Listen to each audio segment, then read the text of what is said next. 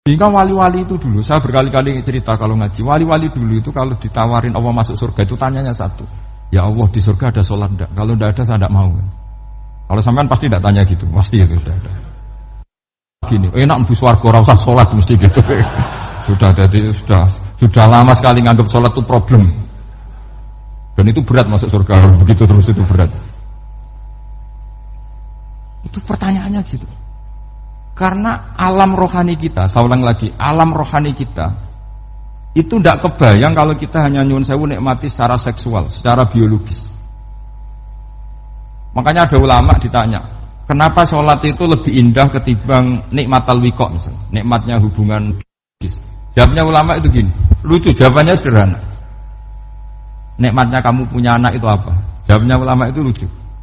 Kalau sakit dia sembuh, kalau hilang dia datang. Saya ulang lagi ya, kalau sakit dia sembuh, kalau hilang dia datang. Sekarang orang tua yang punya anak sakit koma di UGD atau di emergency, itu senangnya tuh mengalahkan kesenangan apa saja. Kira-kira orang yang berhubungan intim atau yang hubungan biologis dengan orang yang sedang anaknya sembuh dari koma, senangnya senang mana? Senang yang melihat anaknya sembuh dari koma. Senikmat apapun hubungan biologis, seneng anaknya yang hilang ketemu. Nah, kalau anak ketemu saja orang seseneng itu, apalagi kita di surga, ketemu zat yang lama kita sembah, yang lama kita rindukan, yang lama kita rindu, kemudian ketemu di surga, maka tidak ada artinya surga tanpa melihat Allah Subhanahu wa Ta'ala. Memang harus dijelaskan secara rohani. Akhirnya orang ngerti bahwa nikmat tertinggi di surga adalah melihat Allah Subhanahu wa Ta'ala. Karena kalau anak-anak muda mungkin protes, ya enggak, ya enak kumpul sama widadari gini-gini. Wah itu kan yang trauma bojone jelek gitu. Wah itu yang bojone jelek mesti kesusu masuk surga karena itu sudah jelek, cerewet, nggak mati-mati kan gitu. Terus dia ingin masuk surga mesti niatnya welek, mesti pikiran pertama itu kumpul widadari. Tapi ada ulama yang bikin analogi tadi. Misalnya istri kamu cantik, kemudian anak kamu sakit, koma. Hubungan dengan istri sama dengar berita anak kamu sembuh, seneng mana? Seneng anak sembuh. Sama anak yang hilang, seneng mana? Anak yang hilang ketemu. Maka terus ulama bisa menjelaskan itu. Kalau orang ketemu anaknya seseneng itu, apalagi ini ketemu Tuhannya yang bertahun-tahun disembah, kemudian tidak pernah melihat. Di surga itu nanti kita melihat Allah Subhanahu. Makanya Allah begitu bangganya mempromosikan surga. Surga itu apa? Surga itu wujuhu yauma idzin nadhirah ila rabbiha nadhirah, yaitu wajah-wajah berseri-seri dan melihat Allah. Itu tanpa dijelaskan seperti ini Anda akan janggal, enaknya di mana? Tapi setelah dijelaskan detail gini oleh ulama, maka kita akan tahu an-ni'matul uzma sing enggak ada perbandingannya adalah nikmat masuk apa? Surga karena melihat Allah Subhanahu wa Ta'ala. Ya jadi saya berkali-kali pokoknya minta sekali, hadil umat harus umat yang rasional, terutama dalam mengemban tauhid. Karena tauhid ini yang disebut kalimat. Sampai Allah mengistilahkan kepada Nabi Ibrahim itu waja'alaha kalimatam baqiyatan fi aqibih. Kalimat tauhid adalah kalimat yang akan abadi di anak cucunya Nabi Ibrahim. Baik anak cucu yang karena gen, mau anak cucu yang karena sebab, yaitu santri dengan kiai. Dan itu caranya gimana? Umat Islam jangan berhenti belajar mantek.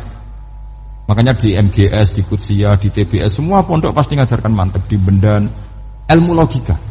Itu tadi, kalau kamu tidak bisa menemukan tauhid dengan cara tadi, dengan cara al-alam mutaghayyir wa kullu mutaghayyir hadis labudan min buktis, paling tidak pakai ilmu yang dilakukan Rasulullah SAW.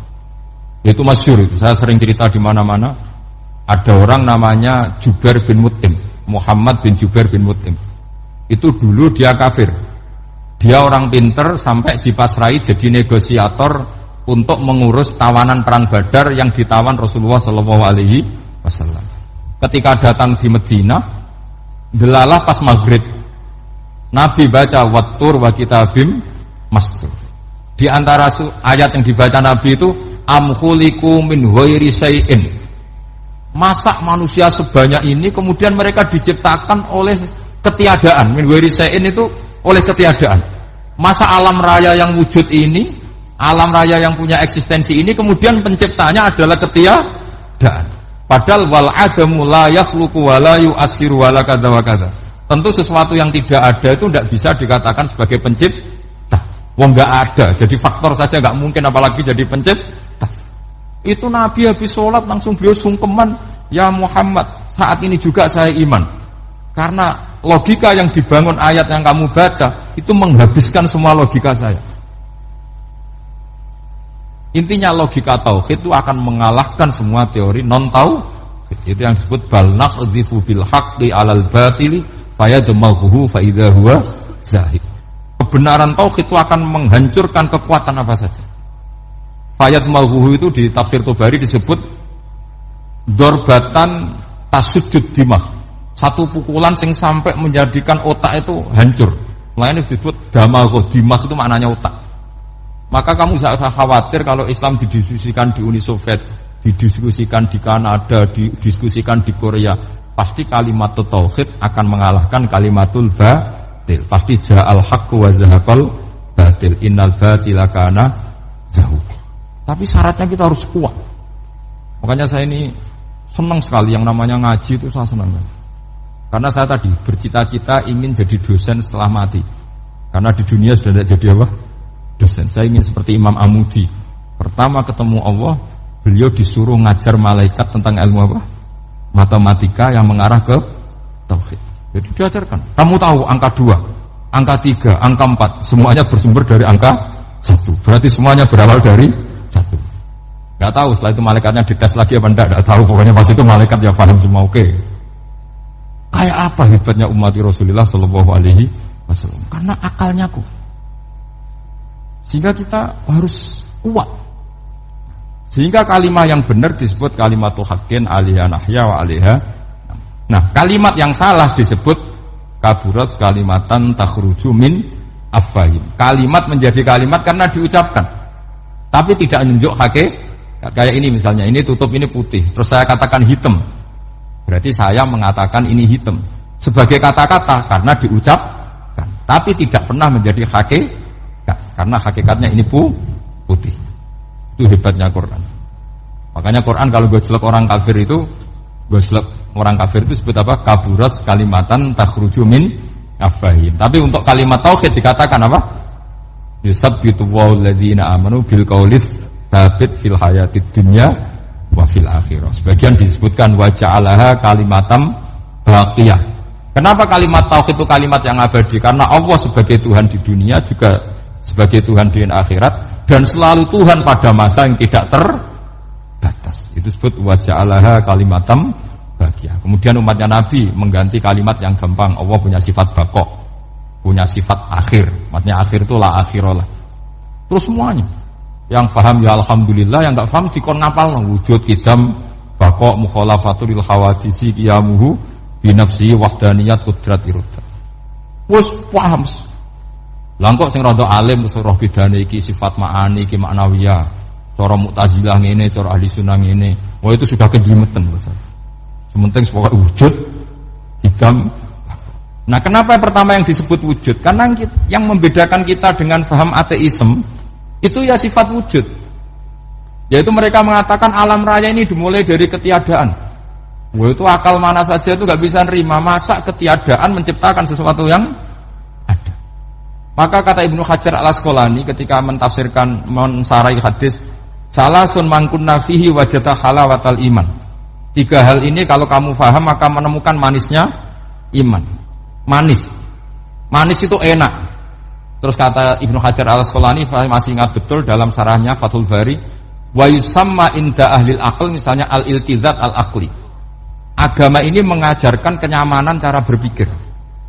Coba kalau sampean seorang doktor atau seorang profesor atau seorang pinter, kemudian kamu dipaksa mengimani bahwa alam ini diciptakan oleh ketiadaan, itu bisa tidur gak?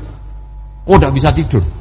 Sampean misalnya orang pinter, dididik di kampus atau dididik di pondok, alam ini yang wujud, yang menciptakan itu sesuatu yang tidak wujud, kamu bisa tidur gak kira-kira? Ini guru apa? Ini sarap ini. Mosok hadil maujudat khalaqahal adam, sesuatu yang wujud diciptakan ketiadaan. Tapi agama ini membawa sesuatu yang menyenangkan untuk akal, yaitu hadhil maujudat khalaqaha wajibul wujud. Maujudat yang wujud ini diciptakan super maujud, yaitu oleh bahasa pondok disebut wajibul wujud. Kan terus seneng, wajar dong kalau sesuatu yang ada diciptakan oleh yang ada. Nah tentu ada pencipta, terus ada super, disebut wajibul wujud. Kan terus enak. Itu kata Ibnu Hajar.